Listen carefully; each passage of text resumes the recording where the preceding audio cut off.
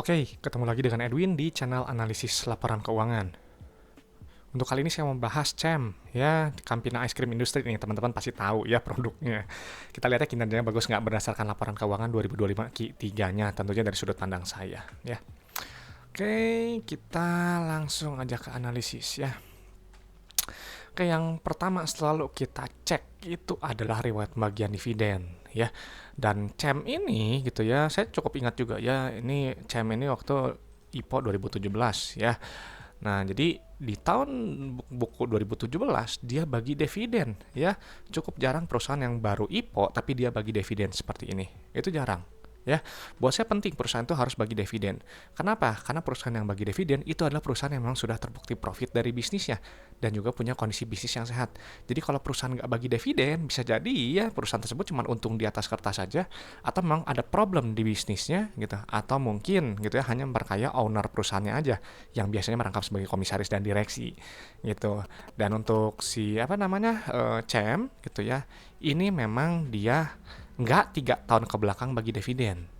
Ya, ini terakhir itu 2023, tahun buku 2023. Ya, jadi di tahun buku 2024 ini nggak bagi dividen. Ya, kenapa? Gitu ya, ya nanti kita cek juga sekaliannya di laporan keuangannya. Cuman kalau misalnya dia nggak 3 tahun berturut-turut gitu ya, masih belum kategori apa yang menurut saya menarik kalau buat saya gitu ya, karena saya perlu yang benar-benar 3 tahun belakang bagi dividen ya, 2022, 2023, 2024 ya, tahun bukunya gitu. Jadi kalau misalnya seperti ini ya mungkin bisa cari saham lainnya, tapi belum tentu buruk ya, belum tentu buruk gitu. Cuma kita cek aja sekarang di laporan keuangannya ya. Ini satuannya rupiah ya. Oke, selalu kita cek yang pertama itu adalah kas tarakas ya, yang ini nilainya. Kenapa kita harus pindahkan kas tarakas ya, harus kita lihat karena kas tarakas ini adalah jumlah uang yang ada di dalam dompet perusahaan ya. Jadi si uang ini punya fungsi untuk bayar operasional, ekspansi, dan juga untuk bayar pinjaman ke bank ya. Dan untuk posisi kas tarakas si CEM ini naik ya, naik 11 miliar ya. Jadi kenaikannya nanti kita cek detailnya di laporan arus kasnya. Oke, selanjutnya kita langsung cek ke bagian ekuitas ya. Kita langsung pilih saldo laba yang ini nilainya. Nah, kenapa kita harus lihat saldo laba? Ya, karena saldo laba ini adalah jumlah akumulasi keuntungan yang telah dihasilkan perusahaan dari semenjak perusahaan yang pertama kali berdiri sampai sekarang 2025 Q3. Ya, jadi si CEM dari dulu pertama kali berdiri sampai sekarang 2025 Q3 telah menghasilkan total profitnya sebesar 187 miliar di luar dividen yang telah dibagikan. Ya, jadi perusahaan ini sebenarnya bagus. Ya, secara saldo laba positif dia harusnya bisa bagi dividen gitu. Cuman kalau nggak bagi dividen ya bisa jadi mungkin ya ada kesulitan kas gitu, jadi kasnya kurang untuk yang apa bisa dibagikan ya. Nah, buat saya ini bagus ya, sebenarnya saldo labanya bagus, karena kalau perusahaan yang saldo labanya negatif atau defisit ya perusahaan dia kan nggak bisa bagi dividen karena dia artinya rugi melulu ya, dan termasuk kategori perusahaan yang bermasalah. Jadi kalau perusahaan bermasalah mau harganya naik gitu ya berkali-kali lipat gitu ya, tinggi sekali meroket sampai ke apa intergalaksi gitu ya, tidak membuat saya tertarik juga ya. Oke, selanjutnya kita langsung cek ke bagian ekuitas pemilik ya, yang ini nilainya. Kita pindahkan dulu. Ya, ini kenapa dipindahkan Pak Edwin? Biasa gitu ya, ini untuk melihat rasio dasar ya PBV-nya. Nah, ini nih, kita harus lihat dulu ya. Sebentar, ini saya tampaknya ada yang salah isi. Ya, sebentar. Nah, yang ini nilainya. Kenapa saya malah isi yang ini? Pasien tadi nilainya besar sekali ya, hampir mustahil tadi angkanya besar, nggak mungkin itu. Ya, maaf. Oke, ya ini KNP-nya 0 ya. Ini kita lihat ya. Yang pertama itu adalah rasio saldo laba terhadap modal awalnya. Ini nilainya 0,24. Ya, artinya perusahaan ini baru menghasilkan total profitnya sebesar 0,24 kali modalnya ya di luar dividen. Jadi bisa dibilang kalau teman-teman punya modal bisnisnya 1 miliar, itu telah profitnya 240 juta di luar dividen. Jadi ini perusahaan yang masih di bawah 1, ya dia belum balik modal. Ya, kalau dijumlahkan dividen ya saya nggak yakin ya ini udah mencapai 1. Masih belum itu ya, belum benar-benar lah ke 1. Cuman nggak apa-apa ya, bukan berarti buruk, tapi dia masih masih berkembang perusahaan ini ya. Dan perusahaan ini memang secara PBV cukup premium ya di 1,29 kali gitu. Oke, selanjutnya kita langsung cek ke bagian laba rugi ya, profitabilitasnya, langsung pilih pendapatannya yang ini nilainya. Kenapa kita harus lihat pendapatan ya? Karena pendapatan adalah pos keuangan yang menunjukkan pertumbuhan perusahaan. Perusahaan yang baik ya pendapatannya cenderung tumbuh. Ya artinya barang yang dijual perusahaan gitu ya, es krim yang dijual perusahaan dia diminati oleh pasar gitu ya. Dan ini memang ada kenaikan 9,7 miliar ya, atau naik 1% pertumbuhannya. Cuma nggak apa-apa kok, masih bagus lah, masih naik sedikit. Nanti akan dikurangi oleh harga modal barang atau jasanya ya, harga modal es krimnya lah gitu ya. Nanti keluar laba bruto ya, laba kotor.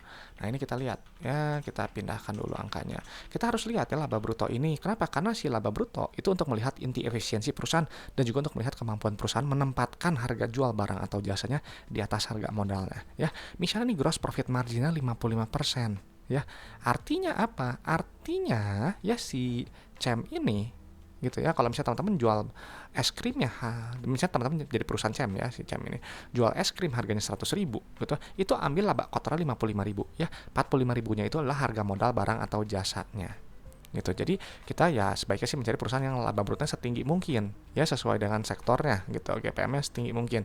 Kenapa? Karena semakin besar laba bruto artinya produk yang dijual perusahaan punya keunggulan kompetitif di pasaran ya, dan juga semakin besar laba bruto nanti semakin besar juga laba bersih, karena nanti laba bruto dikurangi oleh beban operasional, non operasional, dan juga beban pajak ya. Nanti keluar laba bersih yang ini nilainya. Kita pindahkan dulu ya. Oke ya, jadi kalau bersih ya inti dari laporan laba rugi ini perusahaannya untung ya. Jadi sekilas memang ini pendapatan naik tapi gross profitnya turun, laba bersihnya turunnya agak lumayan ya, turunnya berapa persen ya? 20% ya gitu. Dan ini memang secara pair ya memang agak premium ya, di 20 kali pairnya gitu. Saya cari memang yang di bawah 10 kalau bisa gitu. Oke, selanjutnya kita langsung cek ke bagian laporan arus kas ya, laporan yang sering dilupakan gitu. Kita langsung pilih penerimaan kas ya. Ini penerimaan kas ini adalah pos keuangan yang menunjukkan jumlah uang yang customer bayar ke perusahaan ya, uang yang masuk dari hasil perusahaan jual barang ya, jual es krim lah gitu. Ini kita dia beda dengan pendapatan. Kalau pendapatan dia sifatnya akrual ya, jadi ya diakui dulu ya, dicatat di atas kertas lah, simpel lah gitu. Tapi kalau penerimaan kas ya dia benar-benar menghitung uang yang masuk ya, dan ini rasionya tinggi ya, 108%. Artinya kalau teman-teman jual es krim ya total harganya 100 juta, customer bayar 108 juta. Nah, 8 juta lebihnya itu bisa jadi piutang yang sebelumnya belum tertagih. Ya, ingat penerimaan kas harus tinggi karena penerimaan kas itu karena si kas punya fungsi untuk bayar operasional, ekspansi, dan juga untuk bayar pinjaman ke bank. Ya, jadi teman-teman harus paham itu. Nah, jadi dia bilang si CEM pendapatannya 860 miliar, terus penerimaan kasnya 932 miliar, ini bagus ya, ada kenaikan. Digunakan kasnya untuk bayar supplier, karyawan, dan seterusnya berkaitan dengan operasional. Nanti keluar net CFO yang ini nilainya. Ya, ini wajib positif ya nilainya itu. Kenapa? Karena kalau positif artinya bisnis yang menghasilkan uang tunai. Ya, jadi uangnya nggak habis hanya untuk bayar operasional aja gitu ya. Bayangkan teman-teman punya bisnis, uangnya udah dikumpulkan susah payah, habis hanya untuk bayar operasional, habis hanya untuk bayar supplier, karyawan, dan seterusnya ya, nggak dapat sisa gitu ya, nggak bisa dinikmati gitu. Dan ini bagus ya, meskipun ada penurunan sedikit secara net CFO ya. Oke, selanjutnya untuk aktivitas investasi atau aktivitas ekspansi usahanya ya, ini nilainya negatif ya, ini bagus. Kenapa? Kalau nilainya negatif artinya perusahaan berusaha untuk ekspansi ya, semakin lama semakin besar, atau dia memelihara aset produktifnya ya, tuh penambahan aset tetap ya, belanja modal lah gitu. Sebenarnya intinya tuh di aset tetap biasanya.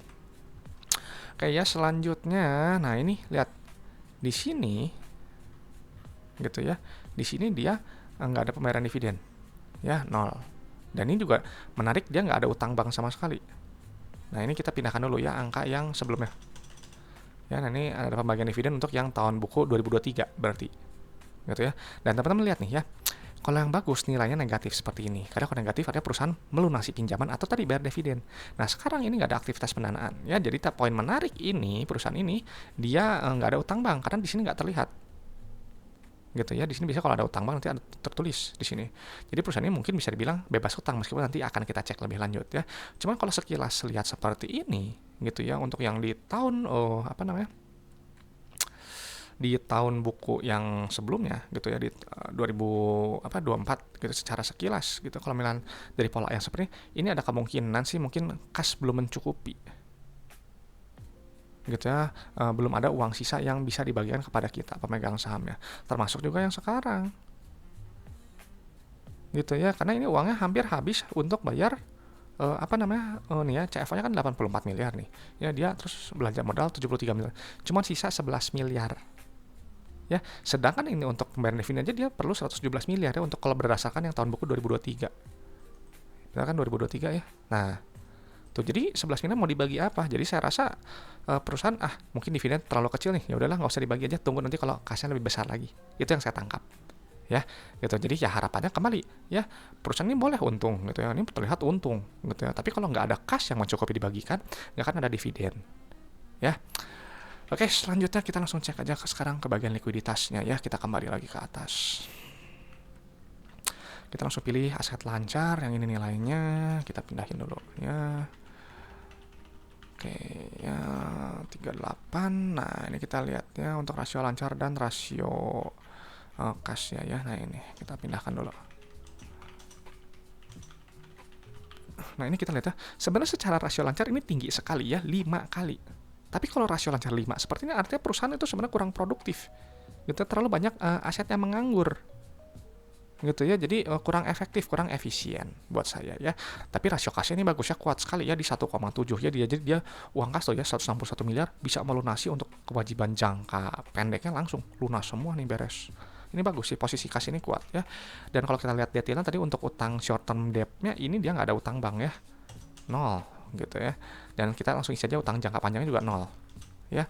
Nah, sekarang kita pindahin tadi untuk yang DER dulu ya, kita pindahin dulu. Nah ya ini kita pindahin ya.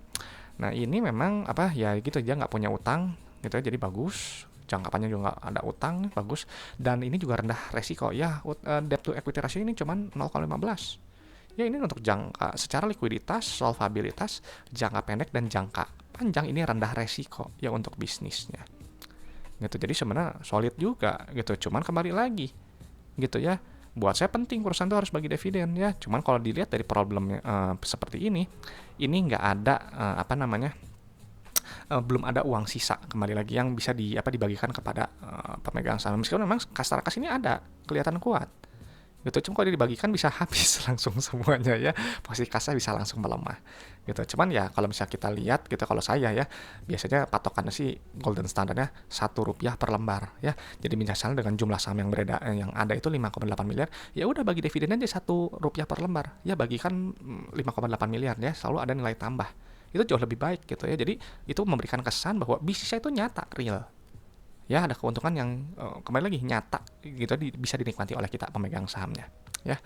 Nah, jadi setelah kita pindahkan data-data keuangannya untuk si CEM ya buat saya ini ya masih belum menarik ya sebenarnya kalau buat saya gitu, karena dia 3 tahun ke belakang ya absen 1 nih bagi dividen ya. Dan kalau lihat dari posisi sekarang juga ada kemungkinan nanti di tahun buku 2025 ya, berarti sekarang 2026 dia nggak bagi dividen kalau melihat sekilas seperti ini ya.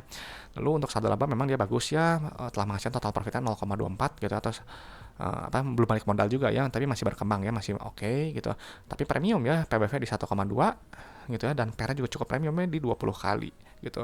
Secara pola arus kas sebenarnya ini baik gitu ya, bagus gitu. Cuman mungkin kasnya belum mencukupi aja ya, kurang bisa ada spare untuk dia bayar dividen ya. Tapi untuk resiko bisnis secara likuiditas, solvabilitas saya rasa sih ini rendah resiko ya, karena posisi kas dan rasio lancarnya yang strong, yang kuat. Oke teman-teman, itu aja mungkin pendapat saya untuk CEM ya. Dan nggak tahu nih buat teman-teman menarik nggak sih CEM ya. Boleh sharekan pendapatnya di kolom komentar supaya yang lain juga bisa tahu ya.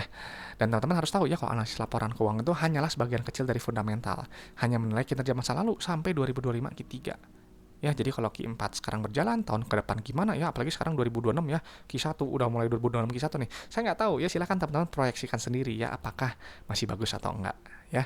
Dan sekali lagi saya sampaikan bahwa saya hanya bahas kinerja berdasarkan laporan keuangan yang ada ya 2025 Q3 gitu. Jadi saya nggak bahas harga sahamnya ya. Kalau untuk masalah harga dan valuasi gitu ya, kembali lagi ya, untuk valuasi dikembalikan ke teman-teman dan harga juga kita kembalikan ke market ya, di mana berharga berapa market mau mengapresiasinya. Oke teman-teman, itu aja. Sekali lagi terima kasih sudah menyimak ya. Semoga sharing dari saya ini bisa bermanfaat dan juga bisa memperkaya pandangan teman-teman dalam menilai suatu perusahaan ya. Saya Edwin dari channel Analisis Laporan Keuangan. Sampai jumpa di video-video berikutnya.